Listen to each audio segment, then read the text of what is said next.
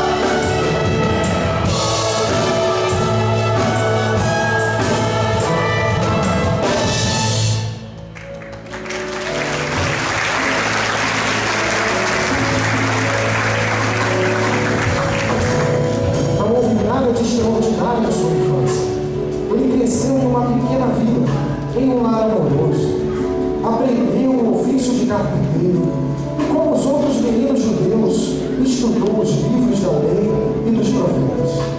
Mas parecia haver um profundo conhecimento em Jesus, além daquilo que poderia ter sido ensinado ou aprendido.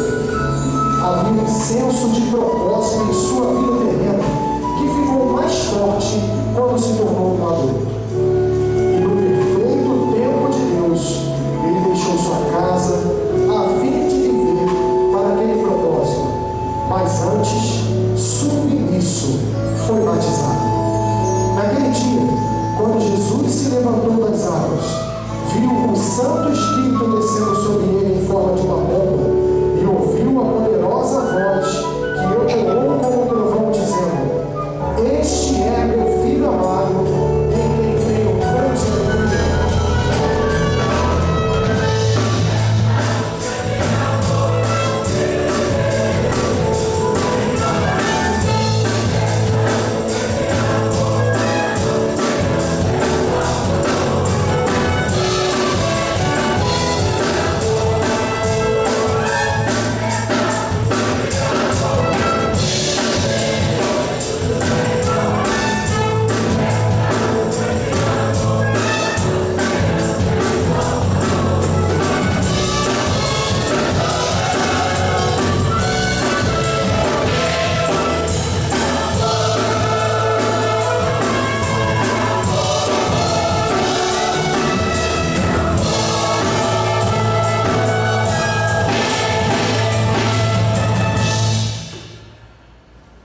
Jesus iniciou seu ministério sem fama nem festa. Ele simplesmente falava àqueles que o ouviam com palavras de mistério e poder. Em suas palavras, as pessoas ouviam um chamado para a vida. Mais do que uma vida, uma sombra disforme, mas a vida com um propósito de poder e grande beleza. Era um daqueles dias de verão perfeitos e sem nuvens.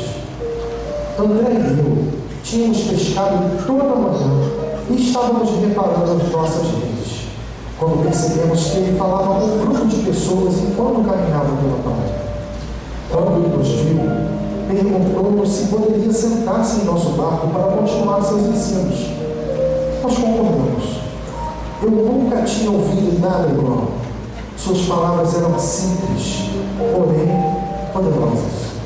Havia uma coisa nele, uma autoridade, uma serena confiança, por razões que eu ainda não entendo, quando ele pediu-nos para que o seguíssemos, nós o fizemos. Não somente André e eu, mas Tiago e João também. Nossas famílias quiseram saber por quê. Tudo o que nós pudemos responder foi: porque ele nos pediu.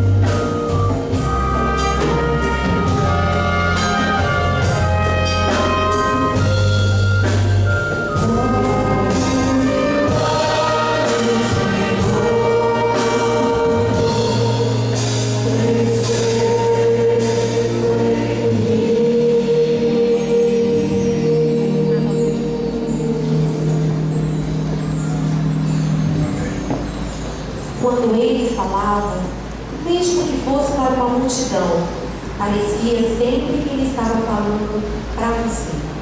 Ele nos ensinou a olhar o mundo através de seus olhos. Ele nos mostrou a graça de Deus no campo de flores e de sua provisão no voo de uma nuvem. Ele tinha um jeito especial de olhar as pessoas e ver através do que elas eram aquilo que elas poderiam ser. Todos viam uma inconstância, mas ele me chamou de Pedro, a rocha. Algumas vezes ele parecia ser um homem qualquer, mas de repente ele fazia alguma coisa que nos deixava maravilhados. Uma vez, com uma só palavra, acalmou a tempestade. E outro dia, ele pegou uma única cesta de pães e peixes e alimentou uma multidão de pessoas. Um dia eu estava no campo ouvindo Jesus. A multidão era impressionante. Alguns disseram que só de homens havia mais de 5.000. Jesus estava ensinando as coisas mais fantásticas. Na tarde daquele dia, um de seus amigos veio e me perguntou o que eu tinha naquela cesta. Tudo que eu tinha era 5 pães e 2 peixes. Ele pediu para me entregar a Jesus. Bem, eu pensei, isso é loucura. O que Jesus vai fazer com o meu lanche? Mas entreguei assim mesmo. Jesus levantou, me abençoou e começou a distribuir para a multidão. E aquilo foi continuando, e quando ele acabou, ainda sobraram 12 cestos cheios. Eu nunca tinha visto isso antes. Os doentes vinham a ele e eram sarados. Os surdos puderam ouvir. Aos cegos foi dada visão. Os coxos puderam andar. E os leprosos ficaram limpos. Homens e mulheres solitários encontraram nele um novo tipo de amor e uma nova vida.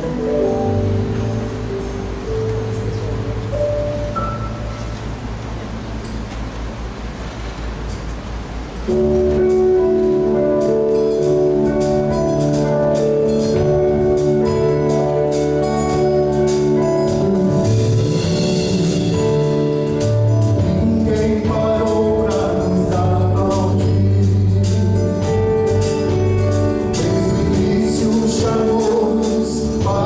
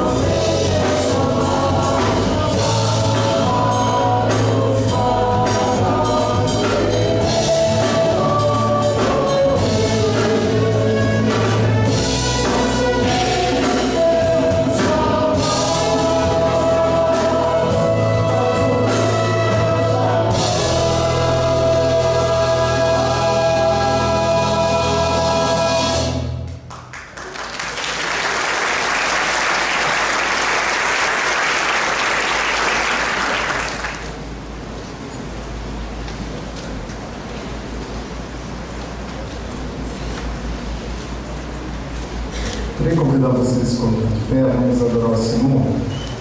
A canção Plano Perfeito, plano de Deus para a sua vida e para mim, entregar Jesus numa cruz e ao terceiro dia ressurgir para trazer vida, para trazer direção, para trazer abundância de vida para mim e para a sua vida.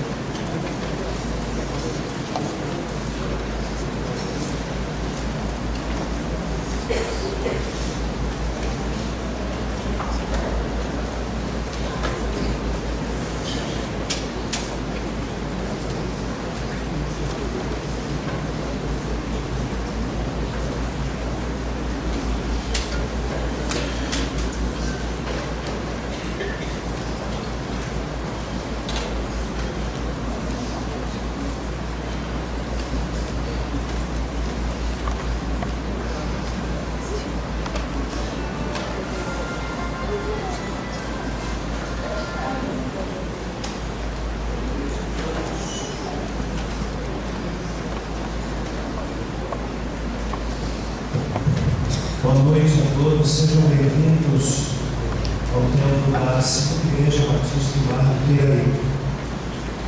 Hoje, excepcionalmente, nós vamos celebrar a ceia do Senhor no culto da noite, daqui a um pouco.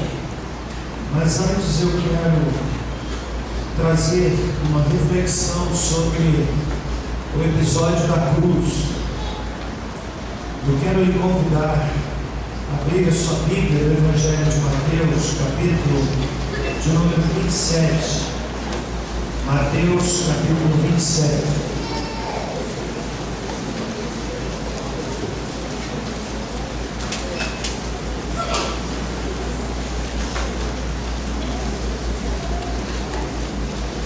Eu leio o texto do evangelista Mateus que relata esse momento dramático da vida de Jesus. Pode deixar desse jeito, irmão. Vai voltar o coelho depois, por favor.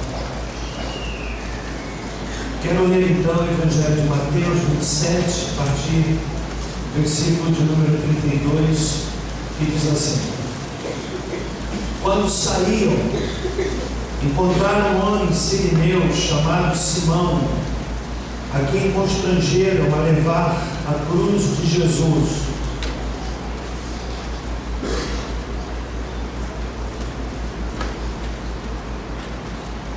E chegando ao lugar chamado Gólgota, que significa lugar da caveira, deram-lhe a beber vinho misturado com fel, mas ele, provando, não quis beber.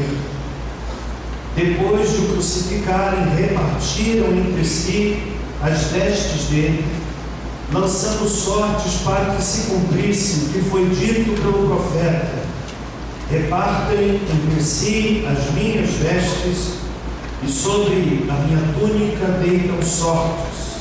E, assentados ali, o guardavam. Por cima da sua cabeça puseram escrita a sua acusação: Este é Jesus, o Rei dos Judeus. E foram crucificados com ele 2 assaltantes, um à direita e outro à esquerda. Os que passavam blasfemavam dele, meneando a cabeça e dizendo: Tu que destróis o templo, e em 3 dias o reedificas, salva-te a ti mesmo.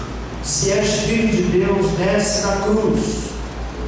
Da mesma maneira também, os principais sacerdotes, os escribas, os anciãos e fariseus, escarnecendo, diziam: Salvou a outros, a si mesmo não pode salvar-se. É rei de Israel, desça agora da cruz e creremos nele. Confiou em Deus, livre-o agora, se de fato ama, pois disse: Sou filho de Deus. E o mesmo lhe lançaram também o rosto os assaltantes que com ele haviam sido crucificados. Desde a hora 6ª até a hora 9ª houve trevas sobre toda a terra. Por volta da hora 9ª exclamou Jesus em alta voz: Eli, Eli, lama sabachthani, isto é, Deus meu, por que me desamparaste? Alguns dos que ali estavam ouvindo isto diziam: Ele chama por Elias. E logo deles, correndo, tomou uma esponja, embebeu-a em vinagre e, pondo-a numa cana, dava-lhes beber. Os outros, porém, diziam: Deixa, vejamos se Elias vem livrá-lo. E Jesus, clamando outra vez com grande voz, rendeu o Espírito. Pai, fala-nos através da Tua palavra. Nesse momento, quando pensamos naqueles fatos que marcaram a história, a morte de Jesus e a sua ressurreição ao 3º dia, estamos aqui celebrando, trazendo à nossa memória este evento mais importante da história da humanidade. E oro para que haja contrição no nosso coração nós, igreja, que vamos celebrar a ceia do Senhor, celebração memorial, uma ordenança de Cristo à sua igreja. E também, Senhor, que haja os amigos que nos ouvem aqui e pela internet, a sensibilidade, o coração aberto para que a mensagem bendita do Evangelho possa entrar. Eu ando pedindo isso em nome de Jesus. Amém. Alguns dias atrás, numa segunda-feira, um irmão querido de nossa igreja bateu na minha porta, pedindo-me que fosse visitar uma pessoa cujo filho acabara de morrer. Aliás, seu corpo repousava sobre o seu leito, porque não acordou. E foi àquela residência, pensando que tipo de palavra a gente pode dar numa hora dessas. Penso que poucas vezes eu vi um desespero tão grande como aquele. Poucas vezes eu vi um choro tão bonito quanto aquele que eu vi naquela sala, naquela casa. Onde estava sobre o leito, o corpo daquele moço, algumas famílias tentando consolar a mãe, e era o desespero natural de uma mãe que perde um filho. Quem já passou por isso, com certeza, pode dimensionar com muito mais exatidão do que quem não passou por isso. Eu introduzo a minha fala por esse episódio porque naquele momento, aquela mãe em desespero, ela pronunciou uma expressão que na verdade é a expressão que tem brotado no coração de muita gente em situações de calamidade. Ela dizia mais ou menos assim: Deus, onde é que o Senhor está? Onde é que o Senhor está? Deus, onde é que você estava?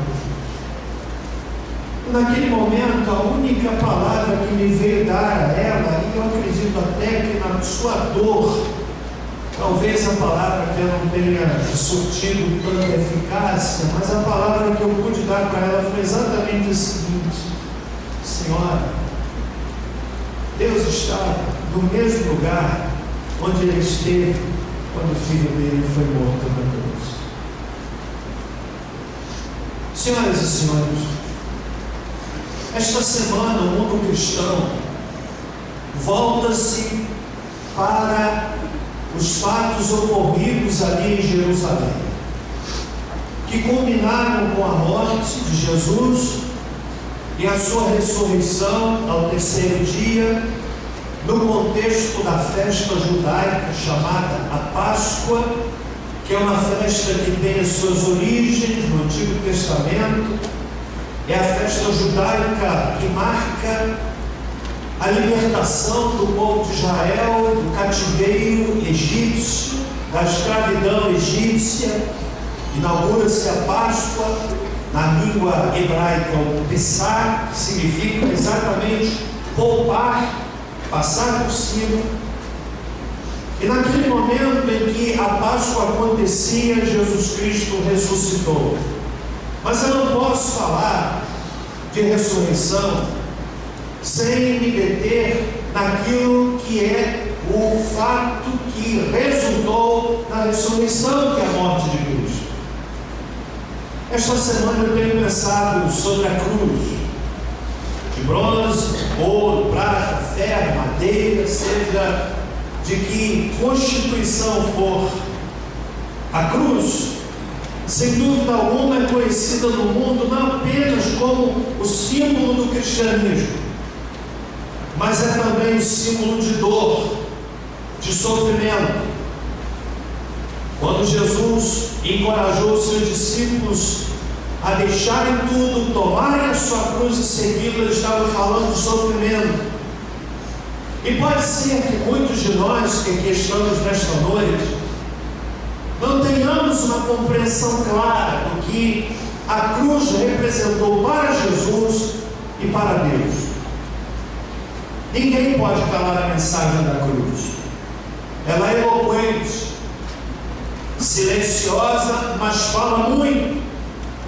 Nós aprendemos nas Escrituras que Deus determinou que por meio da cruz, da morte de Jesus Cristo, seu Filho, Satanás fosse destruído, qual usando de artifício, adquiriram o direito de posse ao título de propriedade da terra.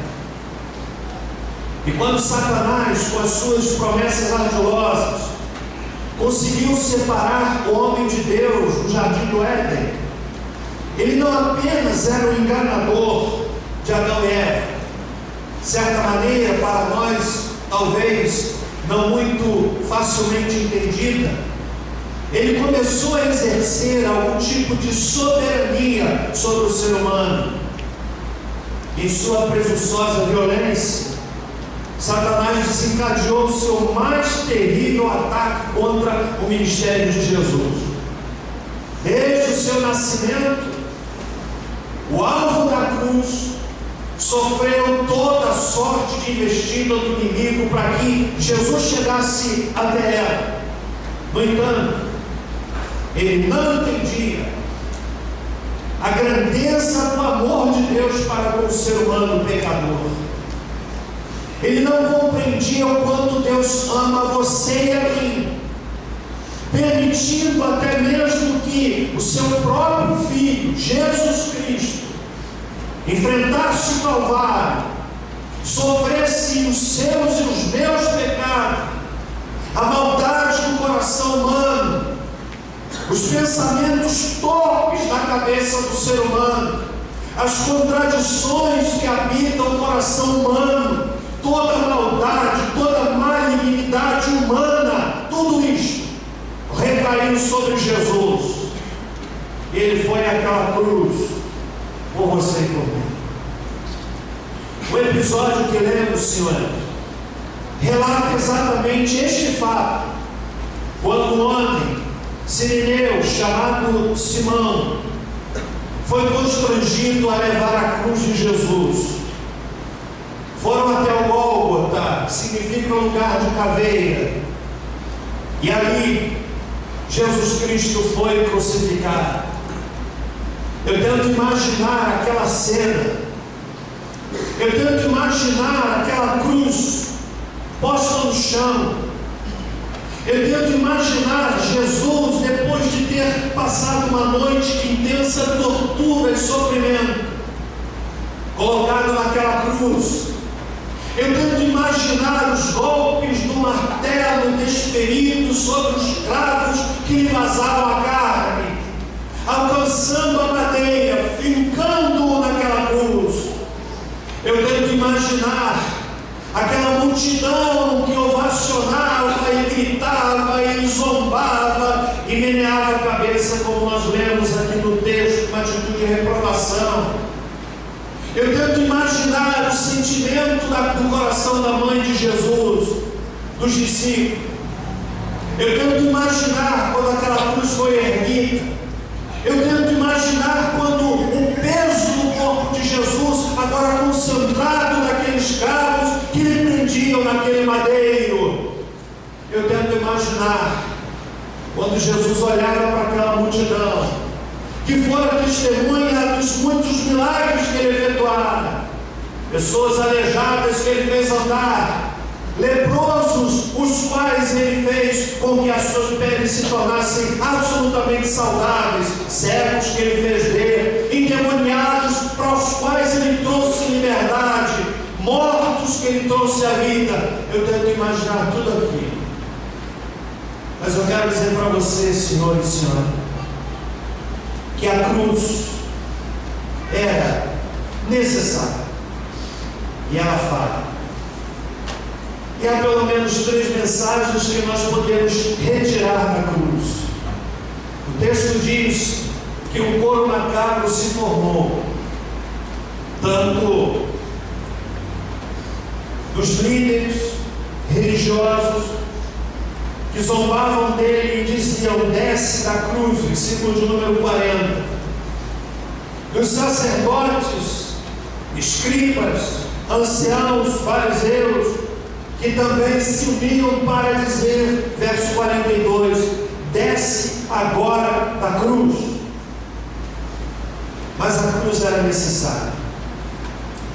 E há pelo menos 3 mensagens que a cruz, de forma eloquente, transmite a todos nós.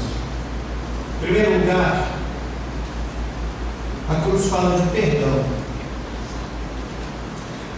Senhores, a Bíblia diz que Deus estava em Cristo reconciliando consigo o mundo. É relativamente fácil perdoar alguém que nos pisa o pé, ou toma o nosso lugar na fila. Mas perdoar a quem matou o nosso próprio filho é algo bastante diferente. Não importa a dimensão do nosso pecado, diante de Deus, Ele perdoa, embora não nos poupe das consequências das nossas escolhas. A cruz fala de perdão. Não importa o tamanho do seu pecado, não importa onde você tenha ido, não importa o que tenha feito, quando Deus olha para você e para mim da cruz, de forma eloquente, altissonante, Ele está dizendo: eu perdoo por meio de Jesus. A cruz fala também do horror do pecado. No Antigo Testamento, Deus instituiu sistemas, sacrifícios pelo qual nós poderíamos obter um relacionamento com Deus.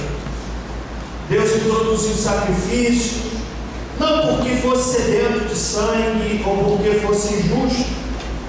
Ele queria que nós soubéssemos sobre o horror do pecado.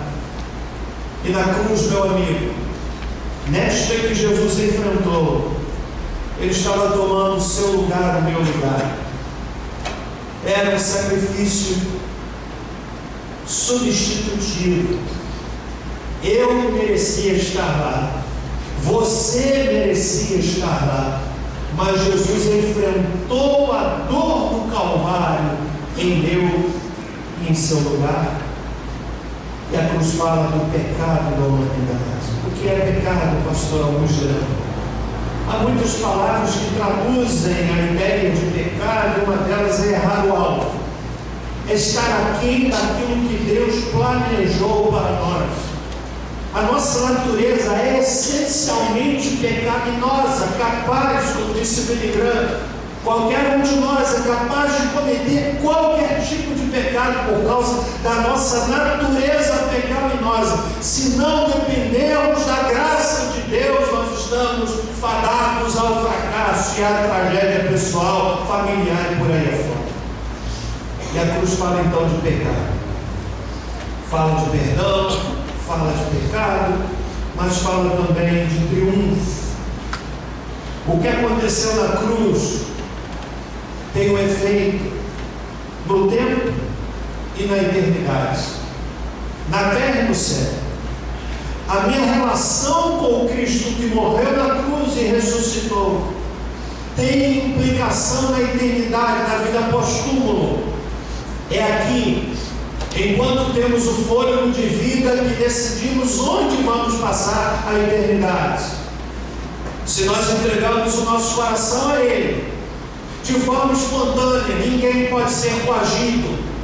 Se de forma espontânea, tocados pelo Espírito Santo de Deus, o sacrifício de Jesus se torna para mim a minha expressão de fé, eu entrego meu coração a Ele, a Escritura me garante de forma absoluta, me dá a certeza de que um dia estarei com Ele na eternidade, naquilo que Paulo buscou descrever dizendo: nem olhos viram, nem ouvidos ouviram, nem jamais chegou ao coração do homem o que Deus tem preparado para aqueles que o amam. Nessa noite, em que vamos celebrar a ceia, Jesus ordenou que a ceia fosse celebrada até a sua volta. E há 2 mensagens que são aprendidas na ceia. A ceia fala do sacrifício de Jesus na cruz do Calvário, mas fala também que um dia Ele voltará de forma triunfante, todo olho verá. Jesus Cristo voltará E a grande pergunta que deve ficar em cada mente é a seguinte: estará você preparado, meu amigo? Você já entregou a sua vida a Jesus? Já o aceitou como seu Senhor e Salvador pessoal? De modo que nessa noite nós vamos celebrar a ceia, trazendo à nossa memória aquilo que Jesus Cristo defendeu